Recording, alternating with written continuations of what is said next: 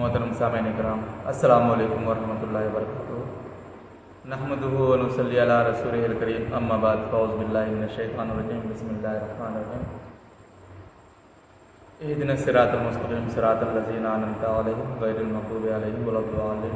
सदक़ल्लाहुल मौलानाल अज़ीम व बल्लगना रसूलुहुन नबियुल अमीनुल मतीनुल मकीनुल करीम व नहनु अला ज़ालिका लमिनश शाहिदीन व शाकिरीन वल्हम्दुलिल्लाहि रब्बिल आलमीन। मोहतरम सामईन इकराम, यह मुहर्रमुल हराम का महीना चल रहा है। इस महीने की फजीलत बहुत ज़्यादा है। हदीस पाक में आता है, अल्लाह के रसूल सल्लल्लाहु अलैहि वसल्लम इरशाद फरमाते हैं कि आशूरा का रोज़ा रमज़ान के महीने के बाद सबसे अफजल वाला है। हुजूर सल्लल्लाहु अलैहि वसल्लम मक्का शरीफ से जब मदीना शरीफ हिजरत करके तशरीफ़ ले गए तो आपने देखा कि वहाँ के लोग 10वीं मुहर्रम को रोज़ा रखते हैं। आपने फरमाया कि तुम लोग 10वीं तारीख को रोज़ा क्यों रखते हो? तो उन यहूदियों ने कहा वो इसलिए कि 10वीं मुहर्रम को अल्लाह तबारक व तआला ने हमारे पैगंबर हज़रत मूसा अलैहिस्सलाम को फ़िरौन और उसकी लश्करियों से आज़ाद फरमाया था, और उसी शुक्राने के तौर पर हम 10वीं मुहर्रम को रोज़ा रखते हैं। तो अल्लाह के रसूल ने फरमाया कि मूसा अलैहिस्सलाम के चाहने वाले तुमसे ज़्यादा हम हैं। तो अल्लाह के रसूल सल्लल्लाहु अलैहि वसल्लम ने अपने सहाबा कराम को हुक्म दिया कि तुम भी 10वीं मुहर्रम का रोज़ा रखो, लेकिन तुम यहूदियों की मुखालिफत करो। वो सिर्फ 10वीं का रोज़ा रखते हैं, तुम 9 और 10 2 दिन रोज़ा रखो ताकि उन लोगों से मुखालिफत हो जाए। और हदीस पाक में आता है कि रमज़ान के बाद सबसे अफजल वाला जो रोज़ा है, जिसमें ज़्यादा सवाब है, वो आशूरा का रोज़ा है। तो हम और आपको सबको चाहिए कि आशूरा के दिन आशूरा का रोज़ा रखें, 10वीं मुहर्रम को रोज़ा रखें, 9वीं को भी रोज़ा रखें। और मुहर्रम के महीने में जो खुराफात हैं, जो बेतमीज़ियाँ हैं, जो भी खुराफात चीज़ें हैं, उनसे दूर रहें। कुरान ख़वानी करें, कुरान पढ़ें, तस्बीह व तहलीलात करें। 10वीं मुहर्रम की रात को खुराफात में जाने के बजाय, ढोल ताशों और नगारों के बजाय वही काम करें जो काम सैयदना इमाम हुसैन रज़ियल्लाहु ताला अन्हु ने करबला के मैदान में किया था, कि आप पूरी रात अल्लाह के याद में गुजारें, तस्बीह व तहलीलात और इबादत में गुजारें। तो अगर हम अपने आप को सच्चे हुसैनी मानते हैं, सच्चे हुसैनी कहते हैं, तो हमें यजीदियों वाला काम नहीं करना चाहिए, बल्कि हुसैनी वाला काम करना चाहिए। और हुसैनी वाला काम क्या है कि इमाम हुसैन ने 10वीं मुहर्रम की रात को ढोल ताशा नगारा नहीं बजाए थे, बल्कि अहले बैत का खेमा 10वीं मुहर्रम की रात को अल्लाह तबारक व तआला की याद में गुजारे, कुरान की तिलावत में गुजारे, नवाफिल अदा करते गुजारे।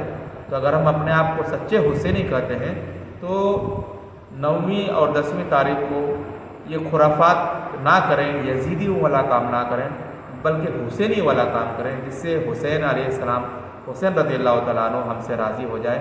और नवासा रसूल अकरम से राज़ी हो गए तो रसूलुल्लाह सल्लल्लाहु तआला अलैहि वसल्लम भी हमसे राज़ी हो जाएंगे।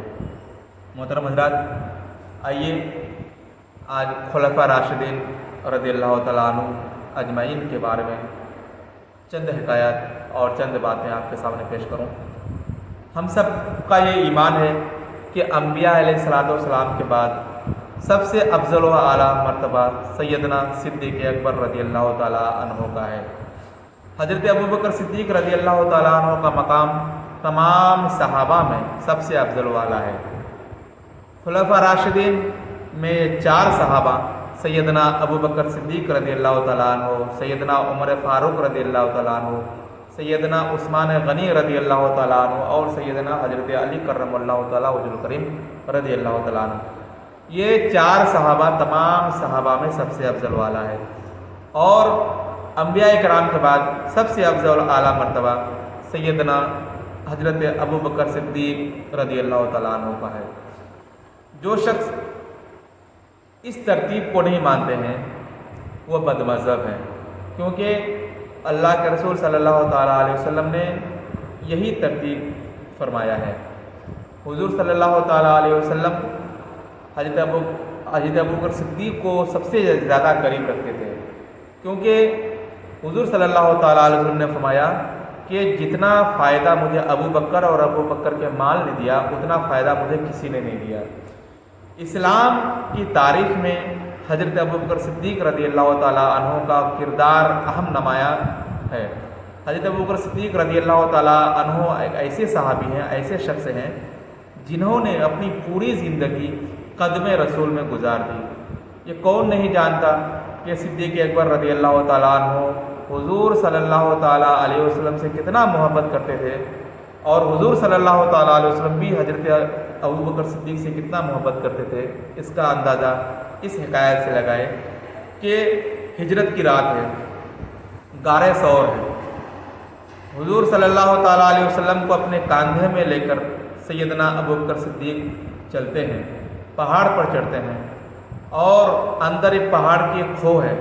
صدیق اکبر حضور صلی اللہ تعالیٰ علیہ وسلم سے کس قدر محبت فرماتے ہیں، آپ عرض کرتے ہیں یا رسول اللہ آپ نہ جائیں، پہلے میں جاتا ہوں اور اس گاڑ کو صاف وغیرہ کرتا ہوں، اس میں کچھ اگر تکلیف دہ چیزیں ہوئیں تو اس کو میں ہٹا دوں گا۔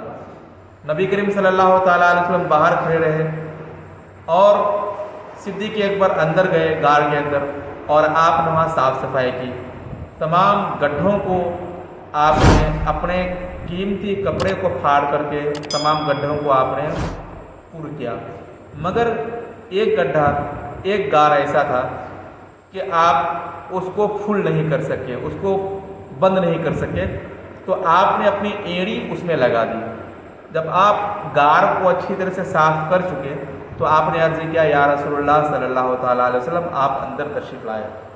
حضور صلی اللہ تعالیٰ علیہ وسلم غار کے اندر تشریف لے گئے، سیدنا ابو بکر صدیق کی گود میں حضور صلی اللہ تعالیٰ علیہ وسلم نے اپنا سر انور رکھا اور آپ آرام فرمانے لگے۔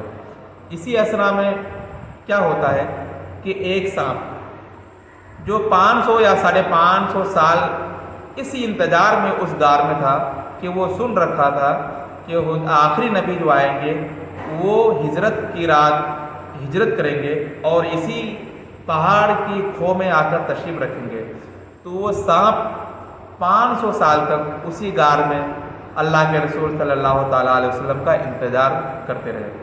جب حضور صلی اللہ تعالیٰ علیہ وسلم حضرت صدیق اکبر کی جان و اقدس میں سر رکھ کر آرام فرمانے لگے تو سانپ وہ تمام گڈھوں کی طرف گیا اور سارے کے سارے گڈھوں کو صدیق اکبر نے پہلے ہی بند کر دیا تھا۔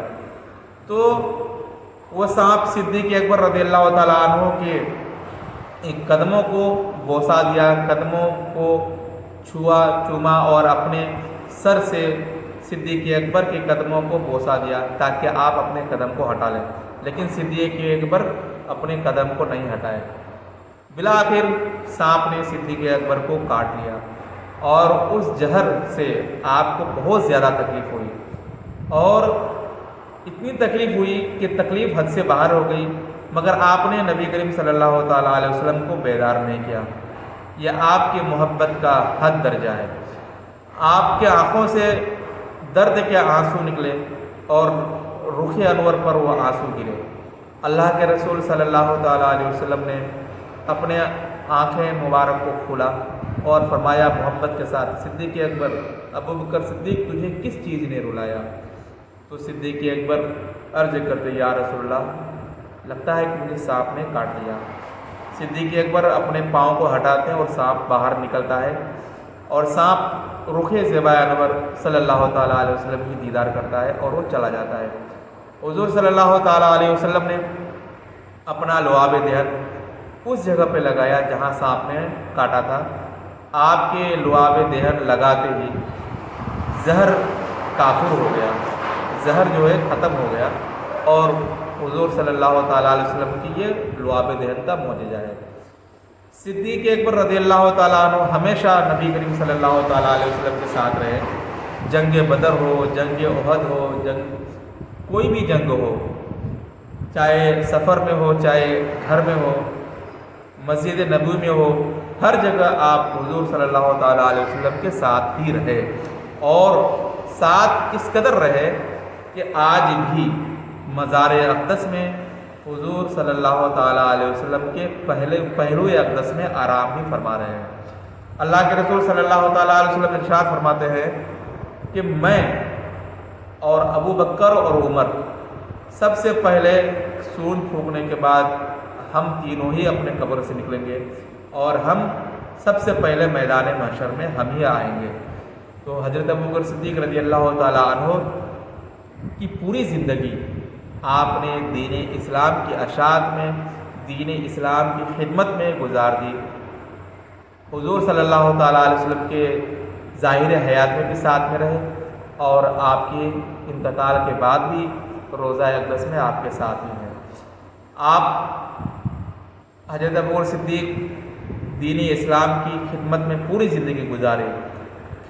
خلافت کے ٹائم، خلافت کے وقت آپ نے اسلام کی مدد کی، آپ نے اسلام کو ان خرافات سے بچایا جو خرافات اسلام کی بنیاد کو ہلا سکتی تھی۔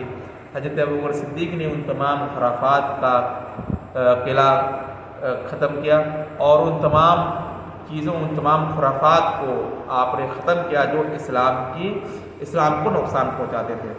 تو ہم اور آپ کو حضرت ابوبکر صدیق اور خلفاء راشدین سے محبت کرنا لازمی ہے، کیونکہ حضور صلی اللہ تعالیٰ علیہ وسلم فرماتے ہیں کہ جس کے دل میں ہمارے صحابی کی بغض ہو، جس کے دل میں ہمارے صحابی کی دشمنی ہو، تو وہ اللہ تعالیٰ کو ناراض کرتا ہے۔ اور اللہ کے رسول فرماتے ہیں کہ میرے صحابی تاروں کے مانند ہے، آسمان میں تارے کے مانند ہے، اور جو تم میں سے جس کسی کی بھی اقتدا کیا وہ کامیاب ہو گیا۔